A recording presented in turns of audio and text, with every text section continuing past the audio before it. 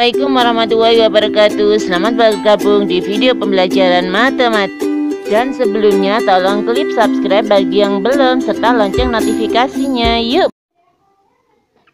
Pada video ini kita akan belajar tentang permutasi, yang mana permutasi adalah banyak penyusunan suatu unsur dengan memperhatikan urutan. Jadi ingat, perbedaan permutasi dan kombinasi. Jika permutasi kita memperhatikan urutan, jika kombinasi kita tidak memperhatikan urutan.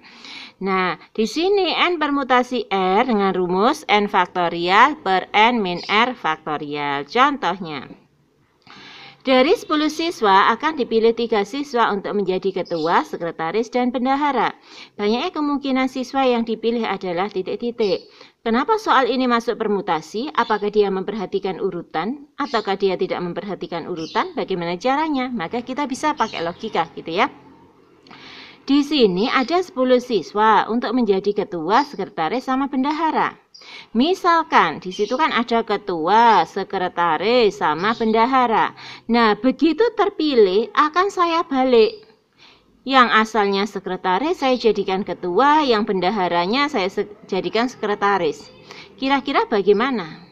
Nah, ya mesti semuanya protes ya, tidak sesuai dengan hasil pemilihan gitu kan.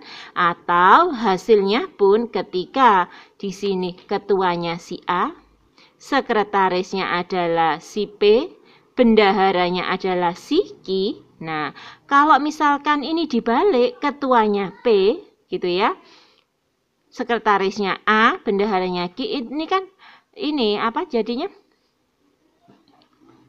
Kebijaksanaannya berbeda, hasilnya pun berbeda, hasil kepemimpinannya berbeda. Nah, oleh karena itu soal ini dinamakan soal permutasi karena memperhatikan urutan. Nah, bagaimana dengan menghitungnya permutasi? Berapa permutasi berapa?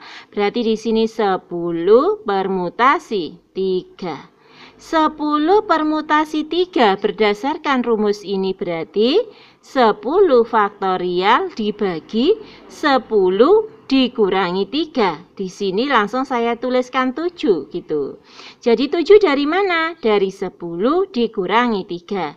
Nah, cara menghitungnya ingat pembagian dengan faktorial. Berarti di sini 10 berjalan ke belakang 9, kemudian 8. Selanjutnya angka berapa? 7 dan seterusnya gitu kan. Nah, karena 7 sudah sama dengan yang bawah, kita tidak menuliskannya. Berarti cukup di sini saja. Berarti berapa hasilnya? Yaitu 720. Nah, soal yang kedua. Dari angka 1, 2, 3, 4, 5, 6, 7, 8, 9. Ada berapa angka di sini? 9. Akan disusun bilangan yang terdiri dari 3 angka. Banyaknya kemungkinan susunan angka tersebut adalah kita menyusun angka. Misalkan ada angka 123. Saya bolak-balik ini 312, ada 213. Nah, ada di sini angka, terus kita balik posisinya, apakah nilainya sama? Berbeda. Kalau ini berarti dia memperhatikan urutan untuk menyusun angka. Karena memperhatikan urutan, maka soal ini tergolong soal permutasi, gitu kan? Nah, berarti berapa permutasi berapa? Banyaknya angka tadi adalah 9. Berarti 9 permutasi 3 karena akan disusun 3 digit. Berarti di sini 9 faktorial, 9 dikurangi 3 berarti 6 faktorial per 3. Maaf ya, enggak usah ya. Nah, jadi cuma 9 faktorial per 6 faktorial. 6 faktorial dari mana? Dari 9 dikurangi 3. Kemudian kita hitung. Berarti 9 kali 8 kali 7. Selanjutnya sudah sama dengan yang bawah.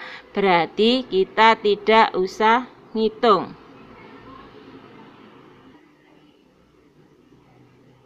Berarti di sini 504. Nah, ada beberapa macam permutasi. Yang pertama adalah permutasi dengan N unsur. Nah, permutasi dengan n unsur dirumuskan dengan n faktorial. Kalau misalkan mau pakai rumus yang atas tadi, n permutasi r, boleh, gitu sama saja. Misalkan di sini ada 7 orang duduk pada 7 kursi. Kalau ini kan berarti n permutasi dengan n unsur gitu kan, berarti 7 faktorial. Nah, kalau pakai tadi berarti 7 permutasi 7. Nanti kalau dihitung hasilnya sama, silakan dicoba. Nah, karena ada 7 orang duduk pada 7 kursi, jadi 7 orang tadi semuanya diambil gitu kan. Itu namanya permutasi dengan n unsur secara keseluruhan.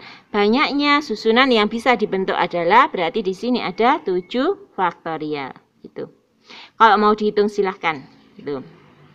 Kemudian ada 7 orang duduk pada 7 kursi.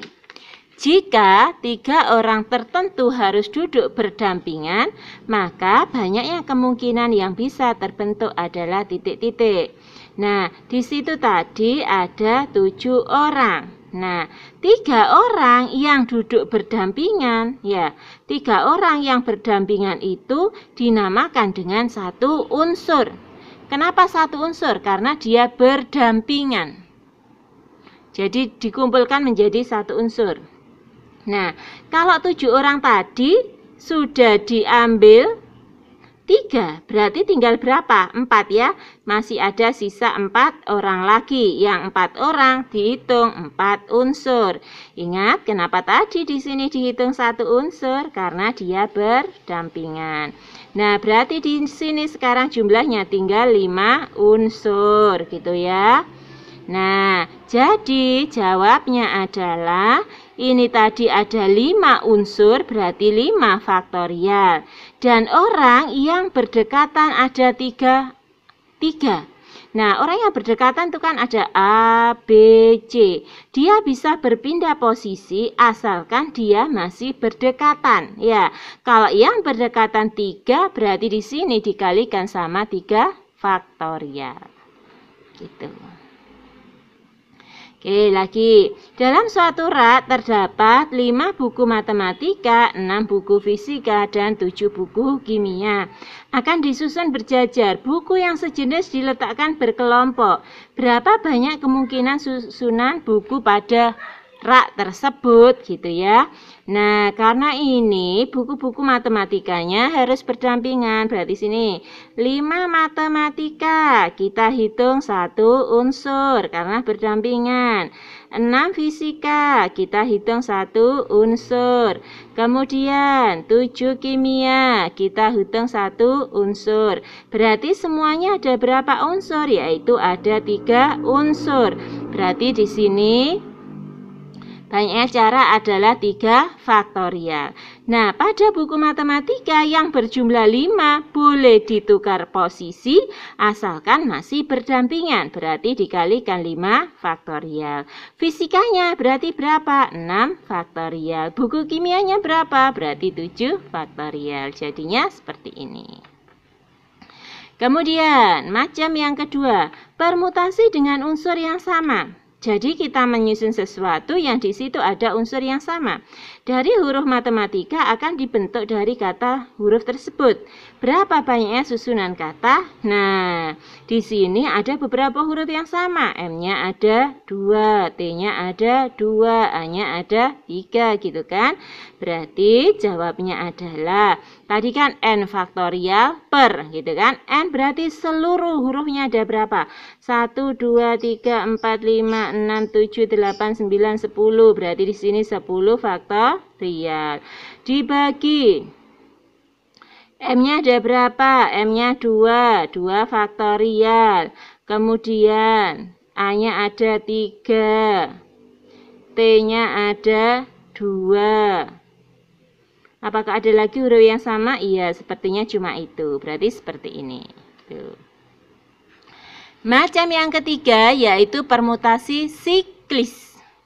Ada yang menyatakan permutasi siklis, ada yang menyatakan permutasi siklus, maksudnya adalah sama saja. Dalam permutasi siklis harus ada satu unsur sebagai titik acuan. Oleh karena itu dirumuskan dengan N-1 faktorial. Maksudnya bagaimana? Nah, misalkan di sini ada meja. Di sekeliling meja ada 4 orang. Ada A, B, C, dan D. Nah, sekarang saya mau mendata cara duduk mereka, gitu kan. Pertama, di sini ada A, B, C, D. Ketika A-nya bergeser di sini, cuma geser gitu ya, saling bergeser gitu, maka menjadi A, B, C, D gitu kan. A-nya bergeser di sini masih A, B, C, D. Oleh karena itu untuk permutasi siklis harus ada satu yang dijadikan acuan. Maka di sini rumusnya adalah dikurangi 1. Jadi A tetap di sini, yang ini yang berputar gitu. Nah, dari 6 orang duduk mengelilingi meja bundar, berapa macam kemungkinan susunan tempat duduk mereka? Ada orang 6 mengelilingi meja bundar. Karena mengelilingi meja bundar, maka permutasinya adalah masuk permutasi siklis. Karena masuk permutasi siklis, maka dari rumus adalah 6 dikurangi 1 faktorial. Berarti di sini ada 5 faktorial. Yang nomor 2. Dari 6 orang duduk mengelilingi meja bundar, di mana ada 2 orang yang harus duduk berdampingan. Berapa macam kemungkinan susunan tempat duduk mereka? Nah, karena di sini ada 2 orang yang berdampingan, maka 2 yang berdampingan, ya, 2 yang berdampingan kita hitung 1 unsur. Nah, semuanya tadi ada berapa? 6, sudah diambil 2, tadi berarti tinggal 4. Berarti sini ditambah 4 orang. 4 orang yang bebas duduknya tidak berdampingan dinamakan dengan 4 unsur. Berarti seluruhnya ada berapa unsur? 5 unsur. Nah, karena di sini permutasi siklis, maka jawabnya adalah yang pertama unsurnya 5 dikurangi 1 faktorial. Nah, 2 orang yang berdampingan tadi boleh bertukar tempat asalkan dia masih berdampingan. Jadi misalkan di sini ada AB, boleh dia bertukar posisi asalkan dia masih berdampingan. Berarti di sini dikalikan sama 2 faktorial. Berarti jawabnya 4 faktorial kali 2 faktorial. Silahkan hasilnya dihitung sendiri. Terima kasih sudah menyaksikan videonya sampai selesai. Jangan lupa klik subscribe, like, dan share ke teman-teman kalian. Semoga videonya bermanfaat. Assalamualaikum warahmatullahi wabarakatuh.